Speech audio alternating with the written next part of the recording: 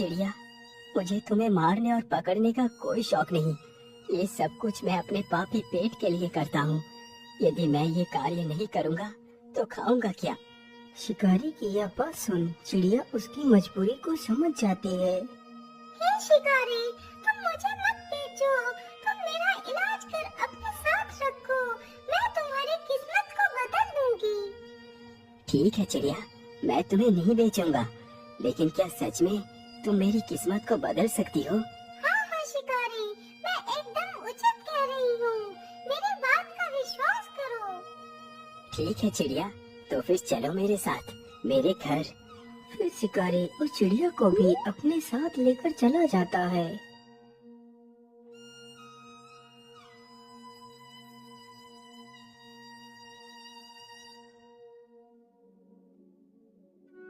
चिड़िया, तुम इसी स्थान पर बैठो, मैं तुम्हारे घाव पर दवाई लगा देता हूँ। इतना बोलकर शिकारी चिड़िया को वहीं पर बैठा कर दवाई लेने जाता है। वह जल्दी ही एक कटोरी में दवाई ले आता है और उस चिड़िया के घाव पर लगाता है। चिड़िया, अब तुम यहीं पर बैठकर आराम करो, कल तक तुम बिल्कुल ठीक हो जाओगी।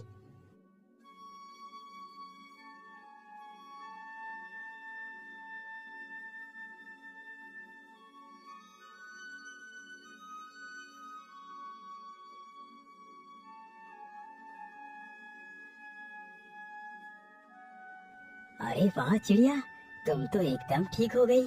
अच्छा, अब तुम यही घर में रुको, मैं शिकार के लिए जा रहा हूँ। अरे नहीं शिकारी, अब तुम शिकार नहीं करोगे। लेकिन चिड़िया, यदि मैं शिकार नहीं करूँगा तो पैसे कहाँ से आएंगे? तुम शायद भूल गए कि मैंने तुमसे कहा था कि मैं तुम्हारी किस्मत को बदल दूंगी।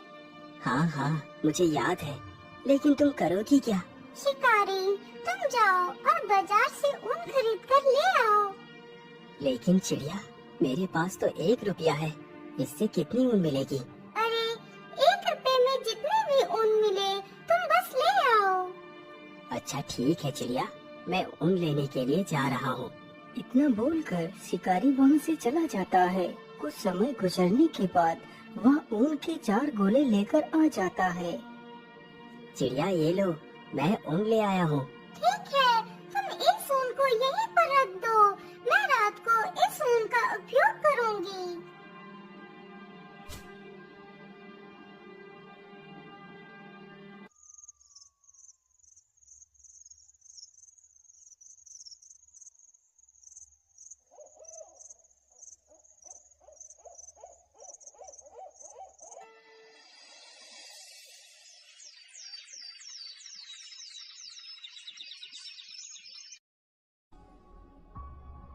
अगले ही दिन शिकारी जैसे ही सोकर उठता है तो वह देखता है कि सामने टेबल पर एक बहुत ही सुंदर शाही सूट रखा हुआ है। अरे, ये इतना सुंदर शाही सूट किसका हो सकता है, जबकि यहाँ तो कोई नहीं। अरे चिड़िया, ये शाही सूट कौन लेकर आया? अरे शिकारी, तुम ज्यादा अचंभित मत हो, ये सूट मैंने ही बनाया है। क्या ये सूट तुमने बनाया है? मुझे तुम्हारी बातों पर विश्वास नहीं हो रहा। तुम मेरी बात का विश्वास करो, ये मैंने ही बनाया है। अब तुम इस सूट को लेकर बाजार में बेच आओ। इतना सुनकर शिकारी उस शाही सूट को लेकर बाजार की ओर चल देता है, लेकिन उसके मन में काफी सारे सवाल चल रहे थे। आखिर ऐसा कैसे हो सकता है? भला एक चिड़िया इतना सुंदर सूट कैसे बना सकती है? मुझे तो लगता है ये कोई साधारण चिड़िया नहीं हो सकती। इसका पता तो मुझे लगाना ही होगा। ये सारी बातें सोचते सोचते शिकारी बाजार को पहुंच जाता है और एक स्थान पर उस शाही सूट को अपने कंधों पर डालकर खड़ा हो जाता है। सूट ले लो, शाही सूट ले लो। ऐसा शाही सूट आपने कभी नहीं देखा होगा। शिकारी की यह बात सुन उसके पास काफी सारे लोग इकट्ठे हो जाते हैं। अरे वाह, वाकई ये सूट तो कितना सुंदर है, मैंने आज तक इतना सुंदर सूट नहीं देखा। अरे भाई, इस सूट की क्या कीमत मांग रहे हो? अरे भाई, ये सूट 20 मोहरों का है। अरे भैया, मैं 20 मोहरे तो नहीं दे पाऊंगा, लेकिन हाँ, इसके लिए मैं 5 मोहरे अवश्य दे सकता हूँ। तभी वहाँ पर राजा का मंत्री आ जाता है। अरे वाह, यह शाही सूट तो कितना आकर्षक है। मैंने आज तक ऐसा शाही सूट नहीं देखा। यदि मैं ये सूट राजा को दूंगा तो राजा बहुत प्रसन्न होंगे। अरे भाई, तुम इस सूट की क्या कीमत मांग रहे हो? भैया, इस सूट की कीमत मैंने 20 मोहरे रखी है। ठीक है, ये लो 20 मोहरे और ये सूट मुझे दे दो। शिकारी जल्दी ही उन 20 मोहरों को लेकर उस शाही सूट को उसे दे देता है। अरे वाह, एक सूट तो 20 मोहरे का बिका। 20 मोहरे तो कमाने में मुझे वर्षों लग जाते। मैं ऐसा करता हूँ, फिर से ऊन खरीद कर ले चलता हूँ। आज तो मैं पता लगा कर ही रहूंगा इस चिड़िया का सच क्या है। अरे चिड़िया, तुमने तो कमाल ही कर दिया। तुम्हारे द्वारा बनाया गया सूट 20 मोहरों में बिका है। मैं और भी ऊन खरीद कर लाया हूँ। जैसे ही आधी रात गुजरती है तो वह शिकारी झूठ मूठ सोने का नाटक करता है। उधर वह कबूतरी भी शिकारी के सोने की प्रतीक्षा कर रही थी। मुझे लगता है शिकारी अब सो चुका है। चलो अब मैं अपने वास्तविक रूप में आ जाती हूँ। इतना बोलकर कबूतरी एक सुंदर राजकुमारी का वेश धारण कर लेती है और चुपचाप उस ऊन के वस्त्र बनाने लगती है। यह सारा दृश्य सत्या चुपचाप फटी आंखों से देख रहा था।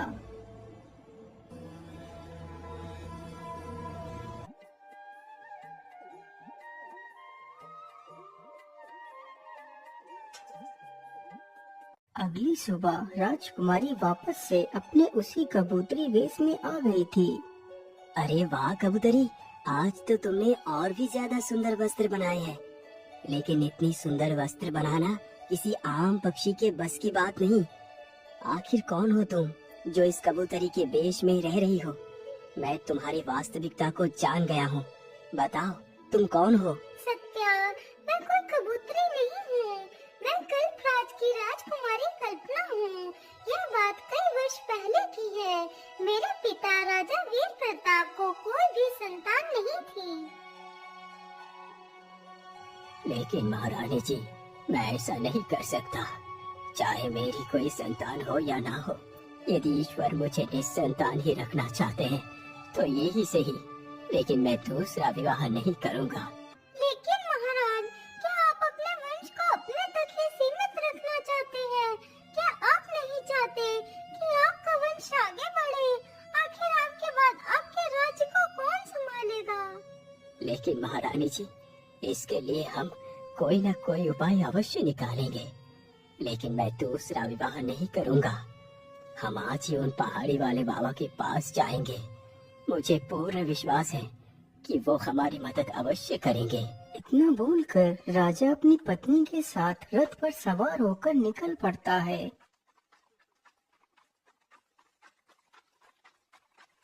वह चलते चलते जल्दी ही उस बाबा के आश्रम में पहुंच जाता है।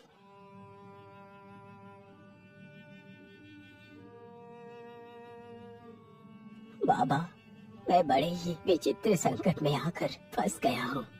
समझ नहीं आ रहा क्या करूँ और क्या ना करूँ। महाराज, मैं आपकी चिंता के विषय को भली भांति समझता हूँ।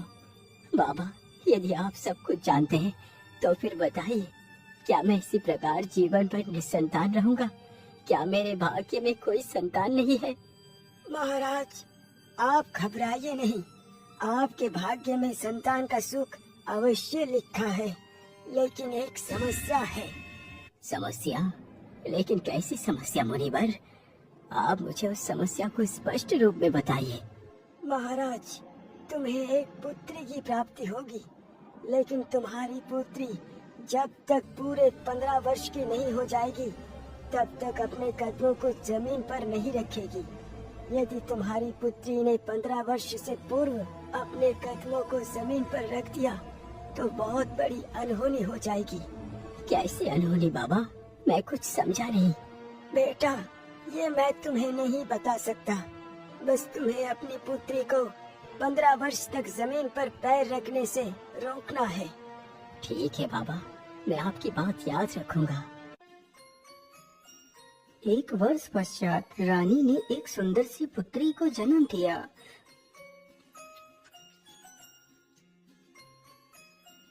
मंत्री जी, जाओ और पूरे राज्य में धन दौलत बांटो।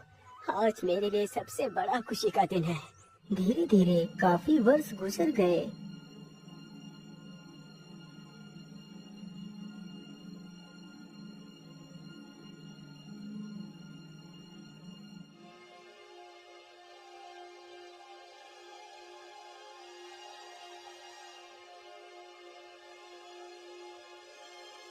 महारानी जी, आज की रात गुजरने के बाद मेरी पुत्री पूरे 15 वर्ष की हो जाएगी।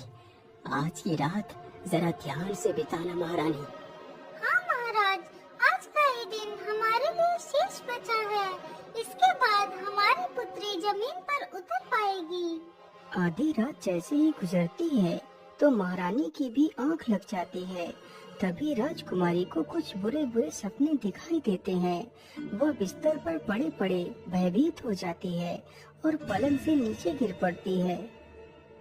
हे भगवान, ये क्या हो गया? मैं जमीन पर कैसे गिर पड़ी? माँ, जल्दी उठो, देखो मैं पता नहीं कैसे जमीन पर गिर पड़ी। इतना सुनते ही महारानी की आंखें खुल जाती हैं। अरे अरे अरे पुत्री, ये तुमने क्या कर दिया? तुम बिस्तर से क्यों नीचे उतर गई? महारानी इतना कह ही रही थी कि तभी कमरे में कुछ प्रकाश जैसा प्रकट हुआ।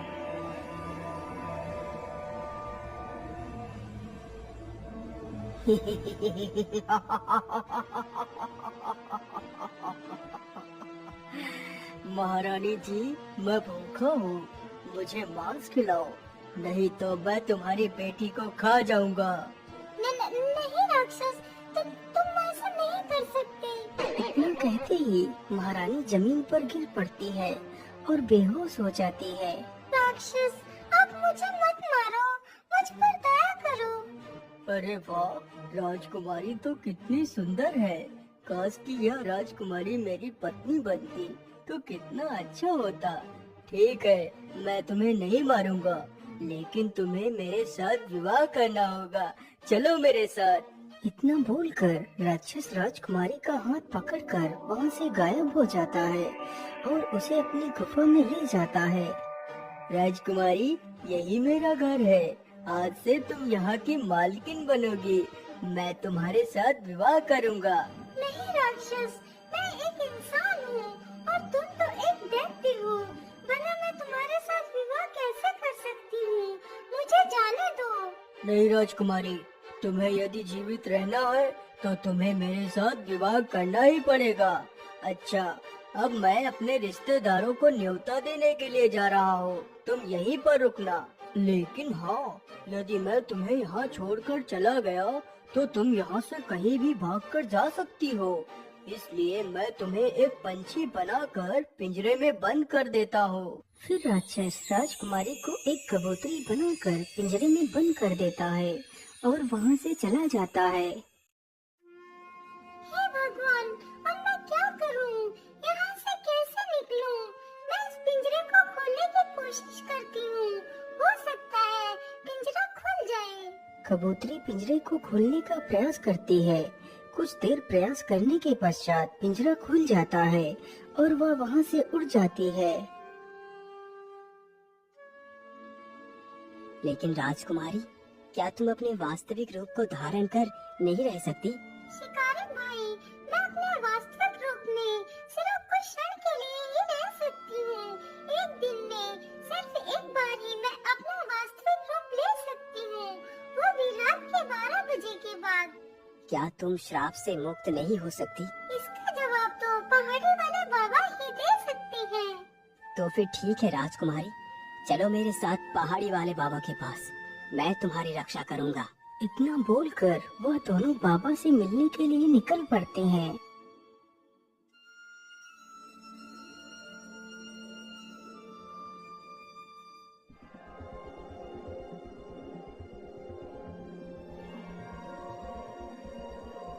बाबा, हमारी सहायता कीजिए, हम बहुत ही दुविधा में पड़ गए हैं। बोलो बेटा, क्या बात है? तुम इतना परेशानी में क्यों दिखाई पड़ रहे हो? कबूतरी सारी कहानी बाबा को सुनाती है। पुत्री, तुम घबराओ मत, सब कुछ ठीक हो जाएगा। जो मैं कहता हूँ उसे ध्यान से सुनो। हाँ हाँ बोलिए बाबा, आप क्या कहना चाहते हैं? मैं राजकुमारी की सहायता करूँगा।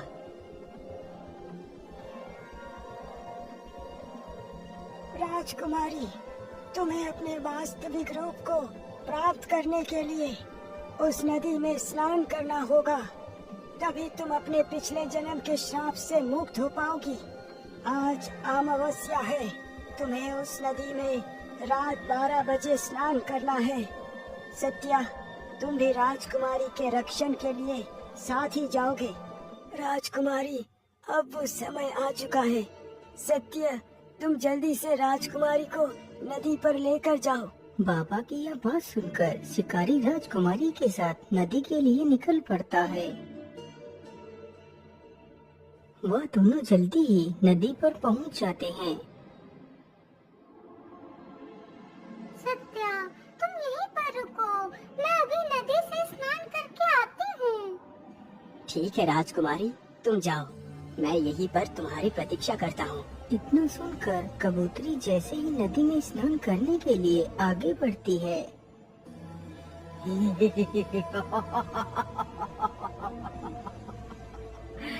नहीं राजकुमारी, नहीं, इतनी जल्दी नहीं, मैं तुम्हें मुक्त नहीं होने दूंगा। अरे ये क्या? मुझे लगता है ये वही राक्षस है। आज मैं इसे जिंदा नहीं छोड़ूंगा। शिकारी तुरंत ही मसाल लेकर उसकी तरफ बढ़ता है। अरे बाप रे बाप, इतनी जोर से किसने मारा मुझे? किसकी मौत खींच कर यहाँ ले आई है? अरे दुष्ट राक्षस, मैंने ही तुझे मारा है। हिम्मत है तो मुझे मार के दिखा। अच्छा, ऐसी बात है तो पहले तू ही मरने के लिए तैयार हो जा। इतना कहकर राक्षस शिकारी को ही पकड़ लेता है।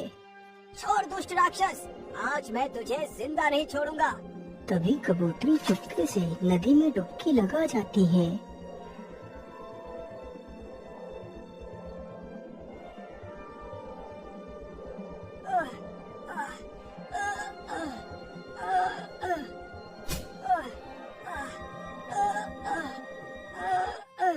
शिकारी, क्या तुम ठीक हो? तुम्हें कुछ हुआ तो नहीं? नहीं नहीं राजकुमारी, मैं बिल्कुल ठीक हूँ। शिकारी भैया, आखिर तुमने ऐसा क्यों किया? तुमने मेरे लिए अपनी जान को खतरे में क्यों डाल दिया? राजकुमारी, मैंने ये सब कुछ इसलिए किया क्योंकि मैंने अपने संपूर्ण जीवन में सिर्फ पाप कर्म ही किए हैं। आज मैंने सोचा क्यों ना मैं आपकी जान बचाकर कुछ तो अच्छा काम कर लूं। चलो शिकारी, तुम मेरे साथ मेरे राजमहल में चलो।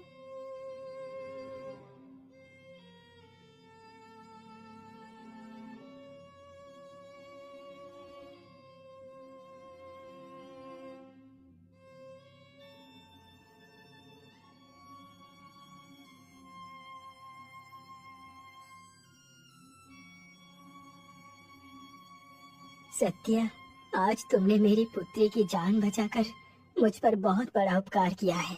मैं तुम्हारा ये उपकार कभी नहीं चुका पाऊंगा। मंत्री जी, सत्या को एक बैलगाड़ी भरकर सोना, चांदी, हीरे, जवाहरात दे दी जाए। राजा के इस आदेश पर शिकारी को एक बैलगाड़ी भरकर सोना, चांदी, हीरे, जवाहरात देकर सम्मान पूर्वक विदा कर दिया जाता है।